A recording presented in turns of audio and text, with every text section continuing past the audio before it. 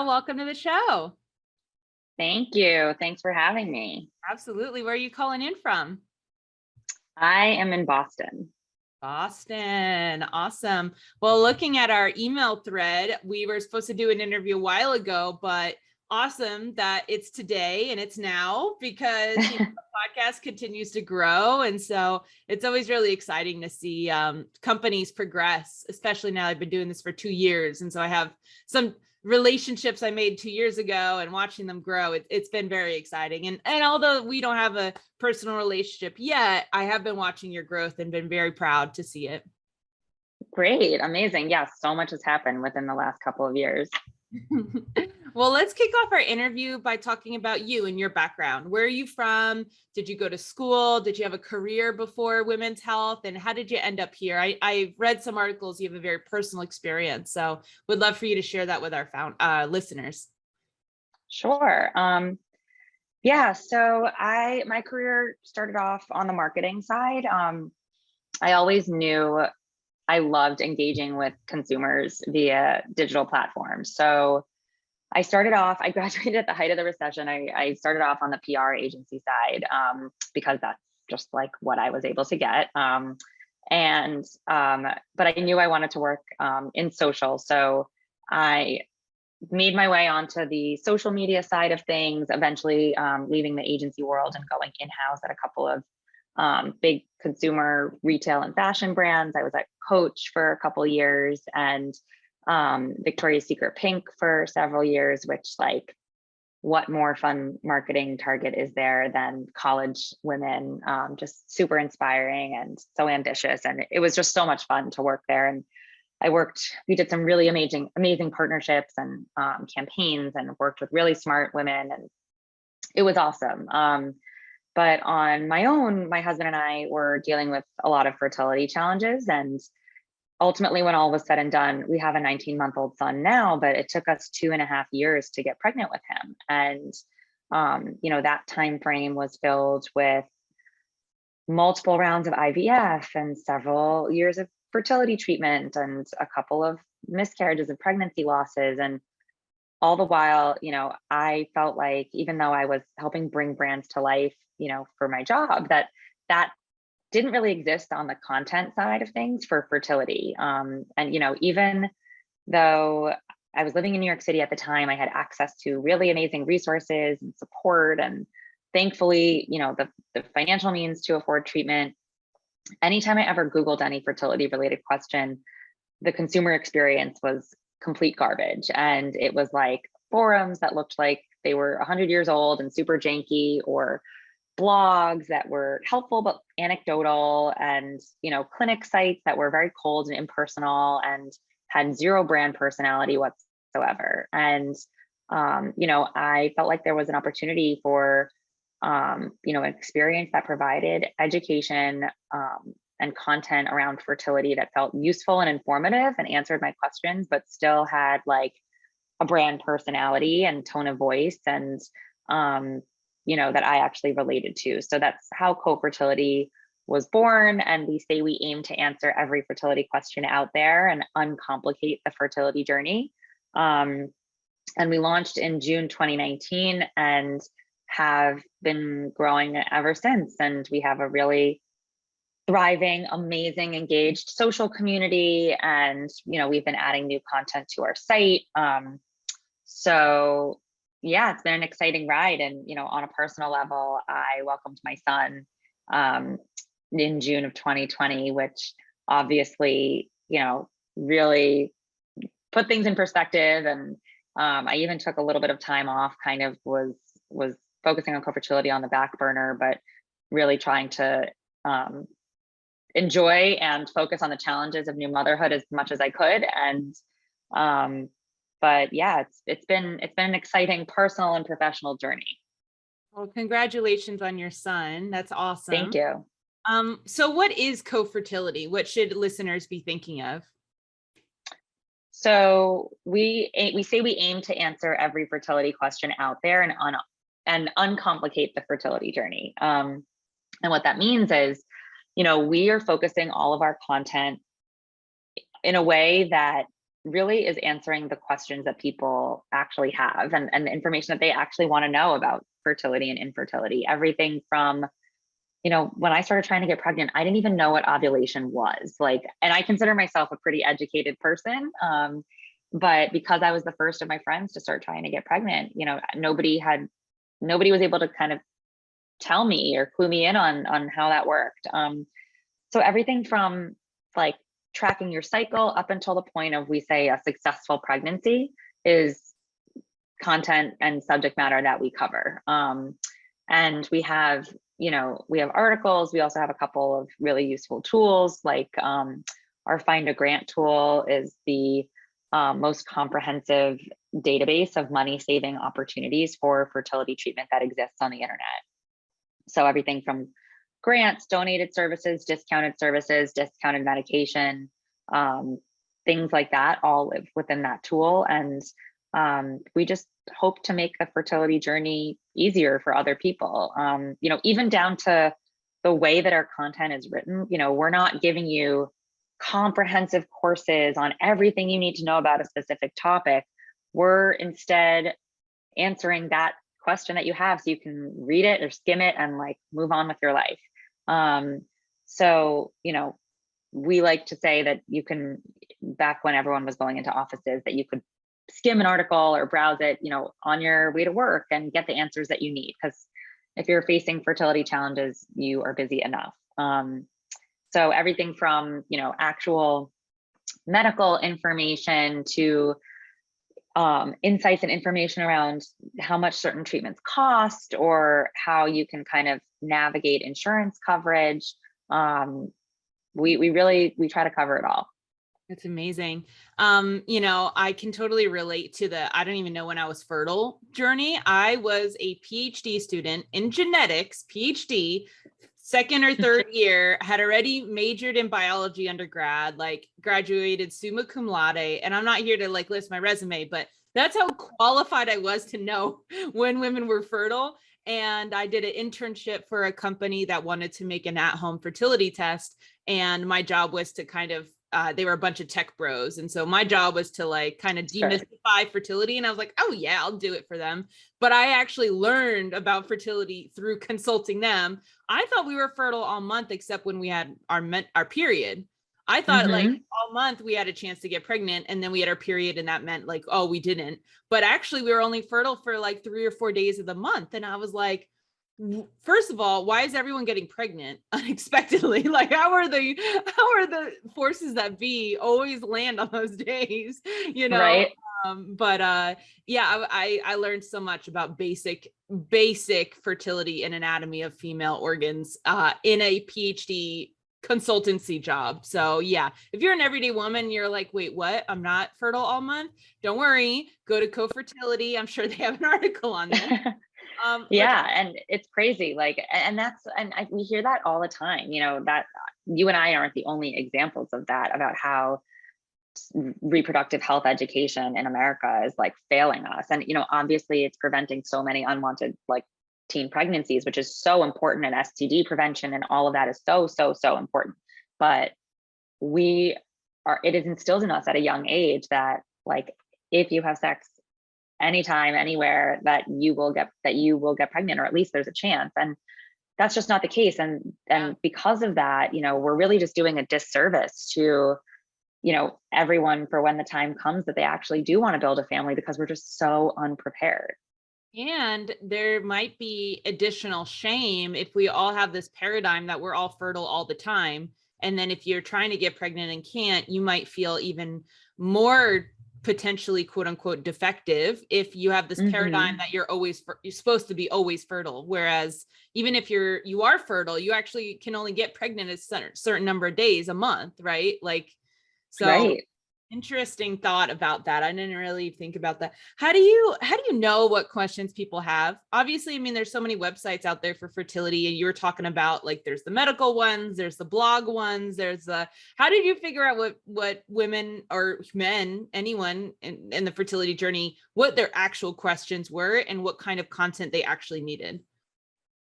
So that's something that we really pride ourselves on, by the way, because there are so many outlets out there that are kind of just like taking editorial liberties and like making guesses about like what they think is important. And at the end of the day, like if a tree falls in the woods and nobody hears it, like, does anybody care? No. We are in the business of helping people be empowered to learn more about their fertility in a way that is useful. And we do a lot of research on what types of questions people have, whether that's coming in through social, whether that's coming in through search, whether that's people submitting questions on our site that, they have questions about that we aren't already answering.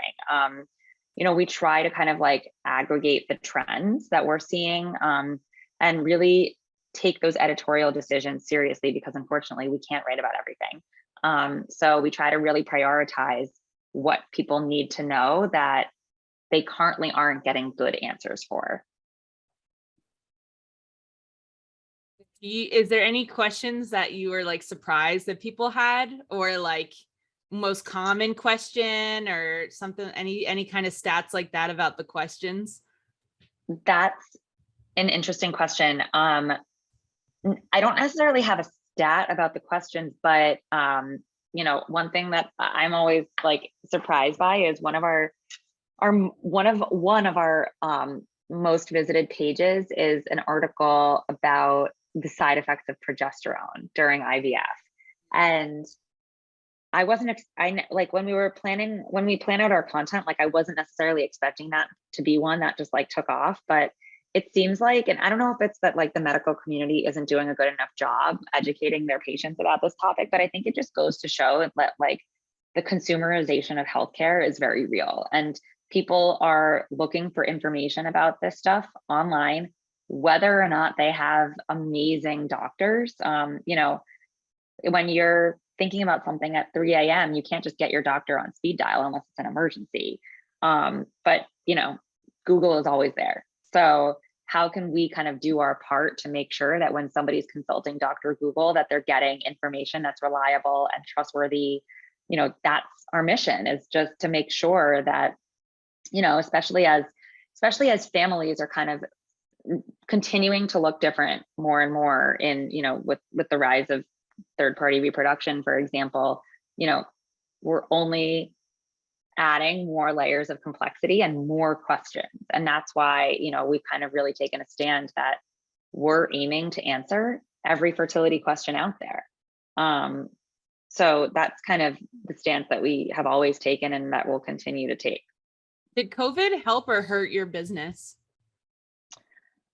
I would say it helped, because I think what we saw with COVID is still, in talking about the consumerization of healthcare, like I think people really took a step back to take matters into their own hands. And, I'm somebody who places a lot of trust in Western medicine. And I think unfortunately the pandemic has brought up a lot of fear and distrust in modern medicine among some, but I have always maintained my trust in science and medicine, but I do believe in the power of being your own biggest advocate and taking matters into your own hands. I think we've seen a big uptick in home, not even just home, testing and home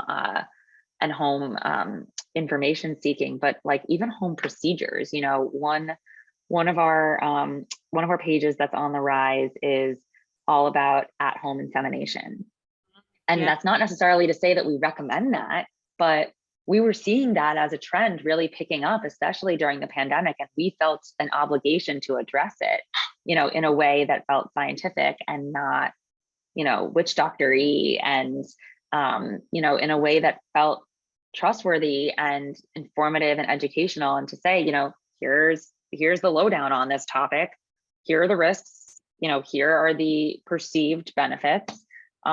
Here's all the information. You need to make a choice. We place a lot of, in return for the trust that our users place in us, we really place a lot of trust on our users to kind of like take this information, ideally talk about it with their doctors, because we have a lot of disclaimers on our site. We are not doctors. We do have a really amazing medical advisory board that vets all of our content and like make sure that we are like clinically legitimate, but we really ultimately, like, we're trying to empower our users to have like really thoughtful conversations with their doctors and ask the right questions. Is IVF one of the things that could be canceled because of doctor shortages and stuff? Like, I know I was listening to NPR this morning, they were talking about like your elected surgeries or once again being delayed and stuff. So what procedures in fertility were affected by COVID in terms of shortage of supplies or doctors?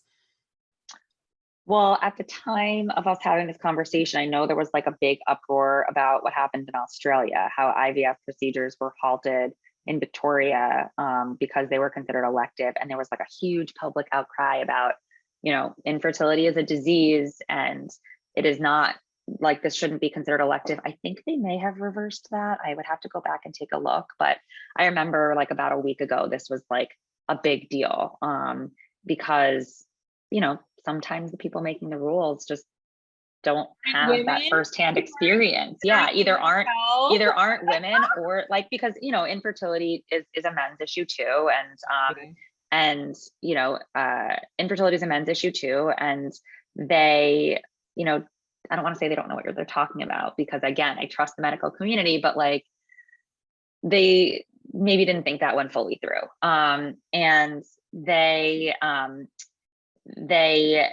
halted fertility or IVF procedures at the very least. This is an issue that's actually pretty top of mind for me right now, because I'm gearing up for an IVF transfer in late February. And I have not had COVID yet that I know of. I'm convinced that I already had it, but my husband had it, my son and I didn't get it. At this point, I'm kind of like wishing I already had it and had it over with, because I'm at a point now where my IVF transfer is scheduled for about a month from now. And if I get COVID within like a week or so of my transfer, my entire cycle will be canceled. And like, that would just be crushing. And it's so frustrating because I don't know.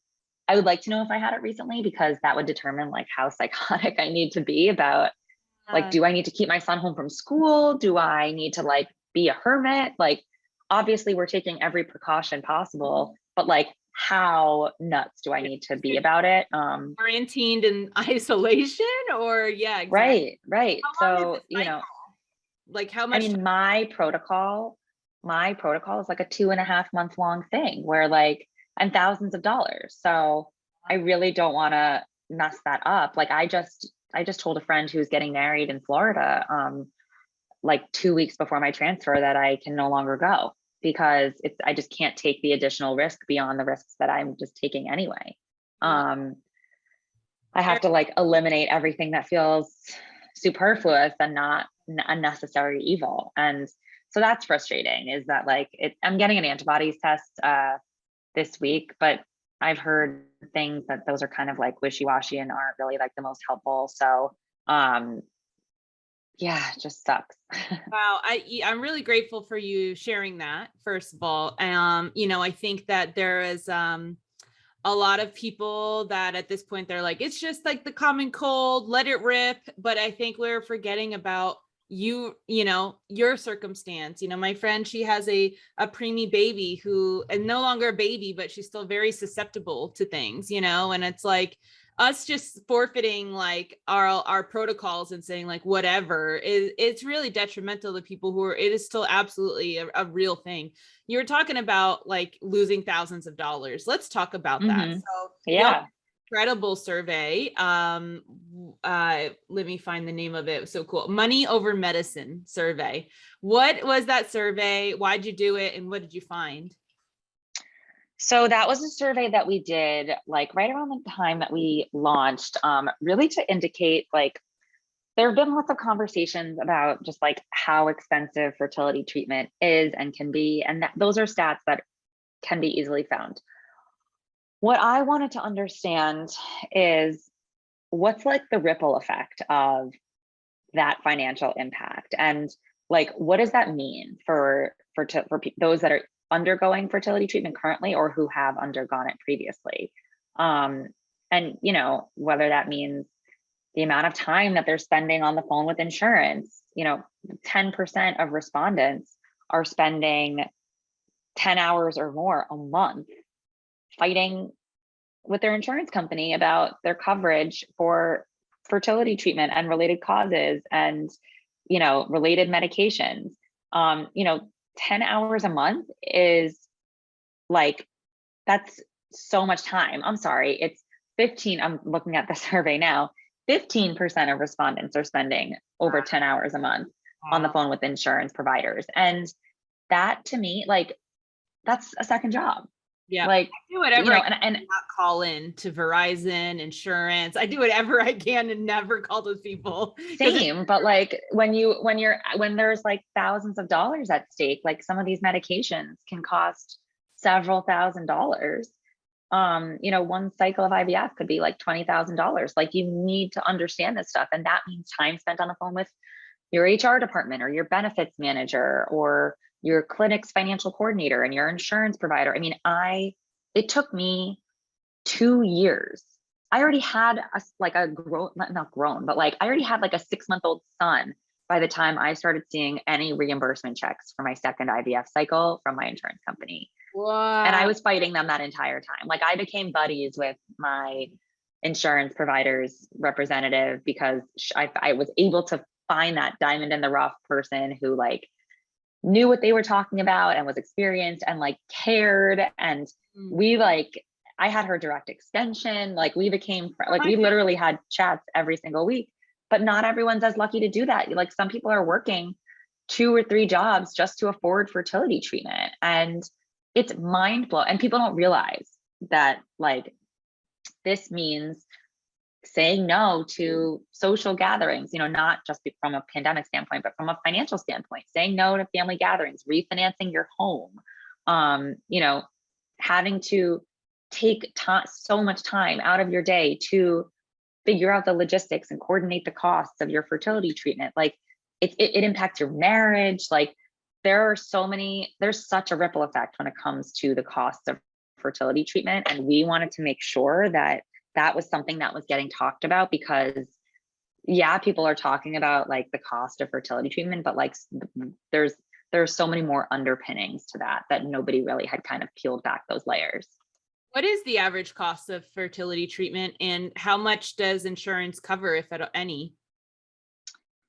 So I'll kind of answer those questions in the reverse. So insurance coverage completely varies. It depends on where you live, which, if you haven't already, you can go on CoFertility.com's Understand Fertility Insurance tool to kind of select your state and get a very digestible breakdown of what the mandates are in your state, if any.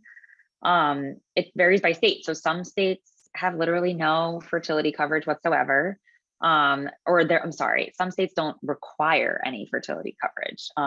Certain employers can certainly still obtain, private insurance and do what they want, but it is not required. Other states have amazing state mandated fertility treatment coverage. Like, I live in Massachusetts, which is one of the best states in the country. Up to 6 cycles of IVF can be covered fully by the state. Obviously there are so many loopholes to every state mandate, but certain states like Massachusetts and Maryland have amazing state mandated coverage. I just looked up North Carolina, and it says, bummer, North Carolina hasn't any fertility coverage mandates yet. Wow. And that's why, like, the more we are outspoken about these types of issues, and the more that studies like ours, kind of come to the forefront, the easier it is to lobby for that type of change. And, I work, I try to work as closely as I can with organizations like Resolve, which is the National Infertility Association, because they're doing amazing work lobbying for better state mandated fertility coverage. And they're doing a ton of advocacy work, and because that's ultimately what'll like help move the needle to help people build families across the country. But so state coverage is one thing to figure out. Talking to your employer to find out like what benefits are you entitled to. The answer might be none, but it's worth like really figuring out. And then figuring out in terms of like out of pocket costs, it totally varies on like the type of fertility treatment. So, if you are just doing basic like medicated cycles, you would be paying for your monitoring and ultrasounds and blood work and, your clinic visits, initial fertility workup costs. Obviously, you should prioritize a clinic that's considered in network for whatever your insurance coverage is, but those costs can totally vary. And the medication can totally vary. That usually those types of medications like a Clomid or a Letrozole or Femara, like usually those tend to be covered by insurance because those are trying to kind of like help with the ovulation process. And if you have a certain type of condition like PCOS or endometriosis or something like that you've been diagnosed with, that can help too, in terms of making sure that certain drugs get the coverage that they need. And if you have an average of 6 years to get diagnosed with endometriosis and you need that diagnosis in order to get coverage for your fertility treatment. Wow. Right. Yeah. I mean, I was able to, because I don't know if I should even be saying this, but I'm going to anyway. Because I have perceived endometriosis without having done like a laparoscopy, my doctor essentially was like, listen, like this is what we think that you have. So we're going to note that that we're treating you for it, so that you're able to get your Lupron covered. And that was the protocol that was successful. That's what I had my son with, and who knows, it could have just been pure luck. We don't know for certain that that's what it was, but down 2 years later, or 2.5 years later, now that I'm trying for a second, I'm, taking the Lupron again and dealt with the same headache of hours on the phone with my fertility company, with my insurance company, to make sure that I'm not charged $2,000 for my Lupron. And they had to fix the prior authorization and all of that, and now it's fine. But yeah, so figuring out with your state, figuring out with your employer, and then talking to your insurance company are kind of like the 3 things that you need to do to get your ducks in a row before dealing with any out-of-pocket costs. And I recommend like taking a beat to like figure all of that out. And like, it takes like a month, like honestly, to like wrap your head around it all, because you got to get organized. And then, IUI, it totally varies. If you get to that point, it can cost, it can possibly cost out of pocket like up to $500 per insemination. You're not dealing with like any actual like in-lab insemination, like with IVF, which IVF can cost, for the very, very basics, like bare minimum, like $10,000, anywhere up to upwards of $20,000. It completely depends on your medications. It completely depends on like what's needed. So that's a cost that can really vary very widely. And, if you, depending on like the anesthesia that's like, there are so many variants in costs there that you should really like sit down with your clinic and their financial coordinator and actually like line item, like how much does every single thing cost? Because fertility medicine, unfortunately, is so reactive that, what sucks is when you get stuck with a bill you weren't expecting. So it's best to like really take the time to understand it upfront, and you're not going to lose much by taking that like 1 month. Yeah. And on average, do women have to go through multiple cycles of IVF? It depends, it depends what you're going in for. I'm not aware of a stat that says that a certain amount of people would need to do repeat cycles, but it just depends what you're going in for. Like if you're going in for PCOS and you're able to have a lot of success with medication and, obviously avoiding hyperstimulation, maybe you would just need to do 1 cycle. I have friends who have 9 embryos left, and I myself have 2, and I know people who have gotten none. So that's obviously a really disappointing outcome, but yeah, it totally depends. Any other interesting findings from that survey?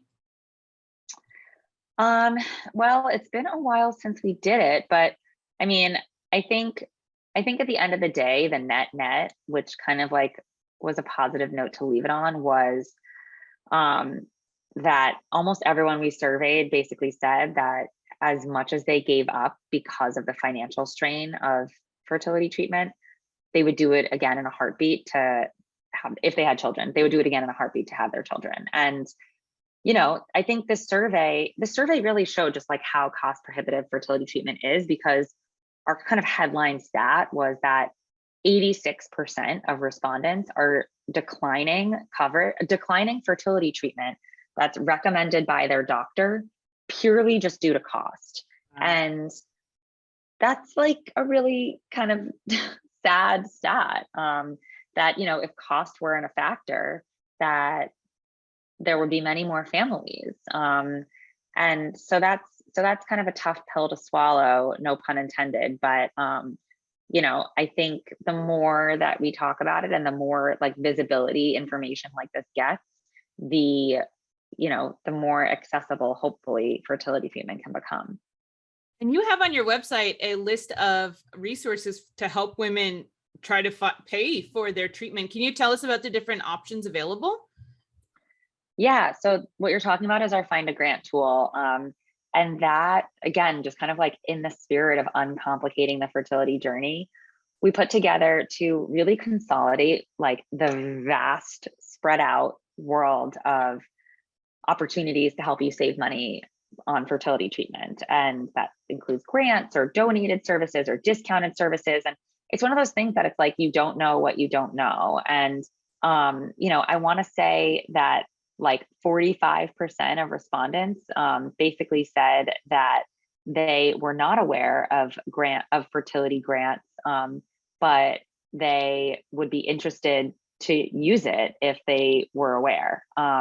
So, our tool just makes it easier to find those opportunities.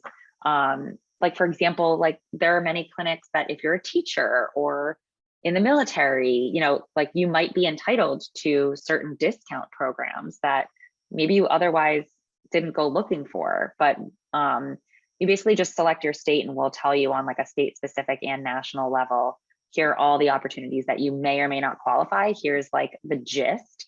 And if you want to learn more or apply, you can just click through, but we'll kind of give you like the overview, because that's how we do everything. We try to make it as digestible and easy to navigate as possible.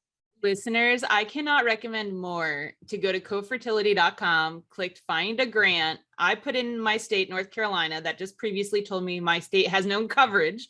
But now I'm looking at this long page of grants that you can apply for, and you have everything you need to know. Like, what does it fund? Who's eligible? How much would it be? Visit the website. Like you're right. You have everything you need to know, quick and dirty. I cannot believe there's so many grants out there. Who are these people like putting money up for this stuff? I mean, a lot of them are private organizations. Some are state run. Some are like publicly funded.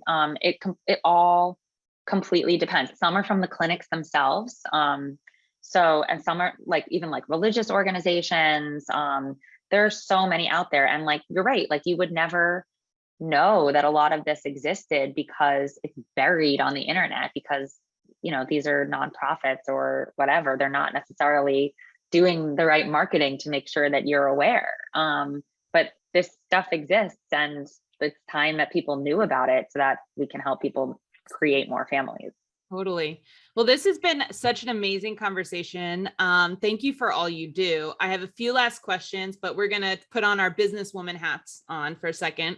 So, Okay. I was looking at your website and I could not help but think, how does this company make money? It just provides all this badass information that I know you've worked really hard to curate and, validate. So for our aspiring entrepreneurs or early stage entrepreneurs, how does CoFertility make money? So that is a great question. And that's something that I get asked a lot, because we always get asked, like, do users pay for your content? You have to create an account. And the answer has always been no. And that's not to say like, obviously never say never, but when you're experiencing infertility, you have enough on your plate financially, and like we are the last people to add just another burden to that. So, that being said, we're a business and we have costs, and in order to kind of continue creating helpful content, we have writers, we have researchers, and we need to keep the business going. So our platform, we work with partners on an affiliate basis. That is what drives the majority of our revenue. We have several like really amazing affiliate partners in place and those relationships drive our business. And basically how that works is if somebody clicks through to one of our recommended affiliate partners and purchases something, we get commission for every sale. So the terms of that are different, depending on the partner, and it varies. But to like use an example, we might obtain 10% or 15% of all conversion that happens, as a result of us being the traffic driver, or $25 for every sale, or whatever that is. The vast majority of our site is not affiliate based. And we are very transparent and upfront with our users about the content that is, and also I should add, like, we are not in the business of selling snake oil. We only will partner with others in the fertility space that have a similar mission to ours and that we feel really aligned and confident in recommending. So we, are very, we have a lot of partners that we say no to also. And we talk to our medical advisory board about all of these types of partnerships just to make sure that we all feel good about recommending them. And so our users can really trust, like, when we are recommending something, that like we're doing it because we actually believe in it, not because we're just trying to like work with anyone. Yeah. So we used to do content partnerships more like on the social side, but we really don't do that as much anymore as we've scaled, and as our traffic has grown.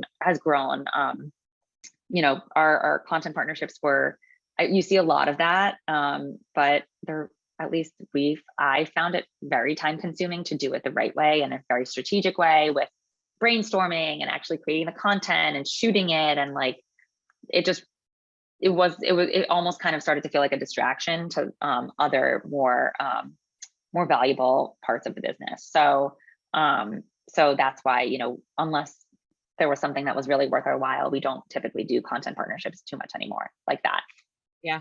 Well, B2B affiliate is a great, strong business model. So that's awesome, because women pay for enough things. And I love seeing more and more FemTech companies being like, we're going to charge your employer, girl. Like, you're good. Like, you've paid enough. We're going to charge this person and they are going to give it to you, Our last two questions are questions our listeners love. The first one is, we have a lot of aspiring entrepreneurs. So what's an area in women's health and wellness that still needs innovating, in your opinion? So two areas that I'm really excited about. I think that we are not doing enough in the third-party reproduction space, coming, and not even just from an egg donor stance, but like sperm donors and gestational carriers too. Like, that is a growing industry, and there are going to be some exciting things coming up down the line for Cofertility in that space that I can't talk about yet, but we are super excited to hopefully make a bigger impact in that realm, because that is just such an underserved market, and the experience both in being a donor or looking for a donor is just pretty poor. So there may or may not be more to come on that, but I think that that's a huge area of opportunity to really help those families who need an extra hand in building their family. The other area that I think is definitely ripe for disruption is on the perimenopausal side. I don't think that anyone is focusing on that demographic in a way that they deserve. And, that's not necessarily like overtly fertility related, but FemTech entrepreneurs out there should definitely, even though one might think that like boomers and middle-aged women, maybe like they might not consider them like the sexiest target, but there's money to be made there. and not only money, but just like impact to be made there by focusing on that demographic. So I definitely think that that's an area that needs more love. I love it. Yes. And our last question is, what do you think the FemTech industry as a whole needs the most right now in order to be successful? Well, I love to say a rising tide lifts all ships. And, I think that the interest and influx in innovation in the femtech world is amazing, and it helps all of us. So I think just like that sense of community, I think we need more of that. I think podcasts like this one are amazing for this club of disruptors in the femtech space. I don't even want to just say women, because I think any gender can participate in this industry.